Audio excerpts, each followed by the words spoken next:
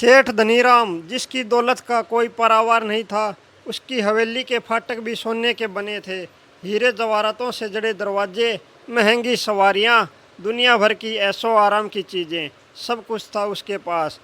लेकिन जितनी बड़ी उसकी दौलत थी, उतनी ही बड़ी उसकी गरीबी भी। वह रोज़ मंदिर जाता, माथा टेकता और मांगों की एक लंबी सूची भगवान के आगे रख देता। हे प्रभु, व्यापार में और तरक्की चाहिए, बेटे का विवाह अच्छा हो, दुश्मनों का नाश हो। उसकी भक्ति एक लेन देन का सौदा बन चुकी थी, जहाँ प्रेम का कोई स्थान नहीं था। गांव के लोग कहते, सेठ की भक्ति में अपनापन नहीं, बस सौदागरी है। भगवान तो सहनशील थे, लेकिन कब तक। एक रात सेठ को सपना आया, मंदिर का दरवाज़ा खुलता है और भगवान विष्णु से मुस्कुराते हुए आकर कहते हैं, सेठ जी, रोज़ तो मांगने चले आते हो, कभी मिलने भी आ जाया करो। यह ताना सेठ के दिल में तीर की तरह चुभ गया। वह पसीने पसीने होकर जागा और पहली बार उसे एहसास हुआ कि वह भगवान को सिर्फ एक याचक की तरह देखता रहा है, मित्र या प्रेमी की तरह कभी नहीं। लेकिन सेठ का स्वभाव जल्दी बदलने वाला नहीं था। अगले दिन फिर मंदिर पहुंचा और फिर से मांगने लगा, प्रभु, मेरी हवेली और बड़ी कर दो। तभी हवा में एक रहस्यमयी गूंज हुई, जब तक मांगते रहोगे तुम मुझसे दूर रहोगे। सेठ ने चौंक कर इधर उधर देखा, पर कोई नहीं था। कुछ दिन बीते। एक दिन मंदिर के बाहर एक बूढ़ा साधु मिला, जो लगातार भगवान के भजन गा रहा था।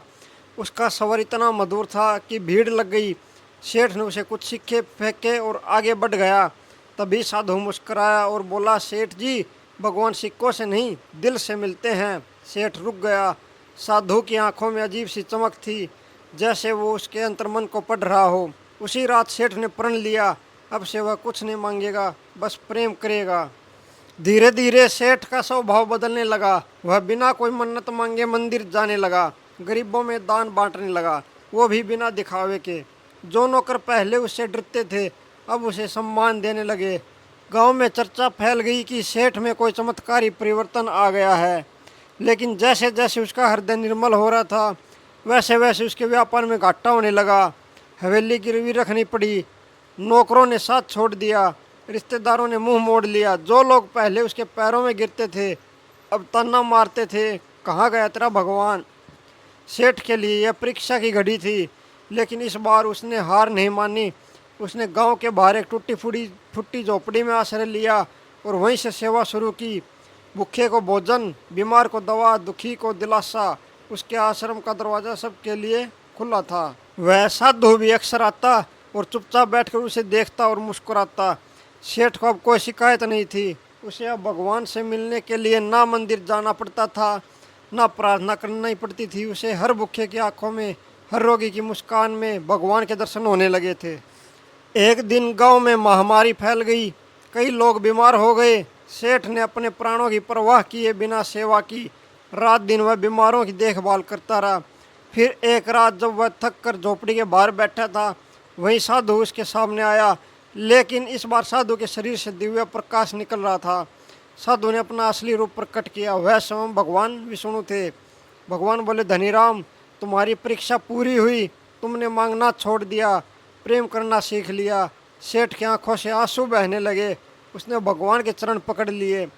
भगवान ने उसे उठाया और कहा, अब मांगो जो मांगना हो। सेठ ने कहा, प्रभु, अब कुछ नहीं चाहिए, बस आपके दर्शन रोज होते रहें। भगवान मुस्कुराए और बोले, तुम्हारी यह इच्छा सदा पूर्ण होगी। मैं हर उस व्यक्ति के चेहरे में प्रकट होऊंगा जिसकी तुम सेवा करोगे। फिर भगवान ने आशीर्वाद दिया। सेठ का खोया हुआ सम्मान लौटा, लेकिन उसे अब उसकी परवाह नहीं थी। उसके आश्रम को प्रेम धाम दिया गया। भारत के कोने कोने से लोग वहाँ आने लगे, सेवा करने, प्रेम सीखने और भगवान से मिलने। लेकिन कहानी यहीं ख़त्म नहीं हुई। कई वर्षों बाद जब सेठ 90 वर्ष का हो चला था, एक दिन वह झोपड़ी के बाहर बैठा था, आंखें मूंदे हुए। अचानक उसने एक बच्चे की मासूम हंसी सुनी। आंखें खोली तो सामने वही साधु खड़ा था, वही दिव्य मुस्कान, वही तेजस्वी आंखें। साधु ने हाथ बढ़ाया। सेठ ने अपना हाथ उसके हाथ में दिया और वहीं बैठे बैठे उसकी आत्मा भगवान के साथ विलीन हो गई। उस दिन आकाश में इंद्रधनुष निकला। गांव के सारे मंदिरों में अपने आप घंटियां बज उठी और एक अजीब सी सुगंध हर ओर फैल गई। लोग कहते हैं आज भी प्रेम धाम के आश्रम में हर पूर्णिमा की रात को एक साधु आता है। झोपड़ी के बाहर बैठता है और धीरे धीरे गुनगुनाता है, मांगने से नहीं मिलने से मिलता है भगवान।